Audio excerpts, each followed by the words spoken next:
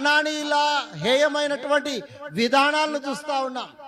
Israel ప్రజలు కనాను దేశంలోనికి వెళ్ళిన తర్వాత, పాలు తేనెలు ప్రవహించినటువంటి ఆ చోటుకు వెళ్ళిన తర్వాత వారి యొక్క పద్ధతిలో మీరు నడవడానికి వీలు లేదు.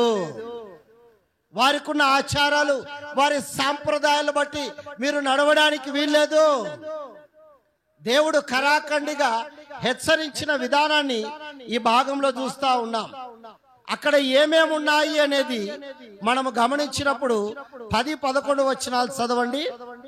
తన కుమారునైనను తన కుమార్తెనైనను అగ్నిగుండము దాటించువానినైనను శకునము చెప్పు సోదెగానినైనను మేఘ శకునముల గాని సర్ప శకునములను గాని చెప్పువానినైనను చిల్లంగి వానినైనను మాంత్రికునినైనను ఇంద్రజాలికుడినైనను కర్ణ పిచాచినడుగు వానినైనను దయ్యముల యొద్ద విచారణ చేయువానినైనను మీ మధ్య ఉండనీయకుడే.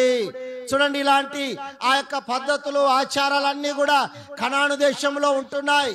అయితే ఆ దేశంలోనికి వెళ్ళబోతున్నటువంటి మీరు ఇలాంటి వారు మీ మధ్య ఉండడానికి వీలు లేదు.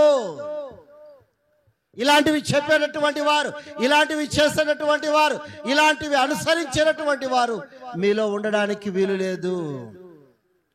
ఆ దినాలలో ఇజ్రాయెల్ ప్రజలు ఐగుప్తు బానిసత్వంలో నుండి వారు విడిపించబడి ఆశీర్వాదకరమైన కనాను దేశములోనికి ప్రవేశిస్తున్నటువంటి సమయములో వారు ఉండకూడనటువంటి ఆ పద్ధతులను, వారి మధ్య ఉండకూడనటువంటి విధానాలను యెహోవా దేవుడు తెలియజేస్తూ ఉంటూ ఉన్నాడు. ఆ దినాల్లోనే తెలియజేస్తే ఈనాటికి కూడా మనం చూస్తే క్రైస్తవుల మధ్య ఇలాంటివన్నీ కూడా మనం చూస్తూ ఉంటూ ఉన్నాం. దేవుని నమ్మము, దేవుని మాటలు నమ్మం, ఇలాంటి వారి మాటలు నమ్ముతా ఉన్నాం. ఇలాంటి వారి చెప్పేటటువంటి మాటలను, ఆ క్రియలను మనం నమ్మి వారి దగ్గరికి వెళ్ళేటటువంటి వారముగా ఉన్నాం.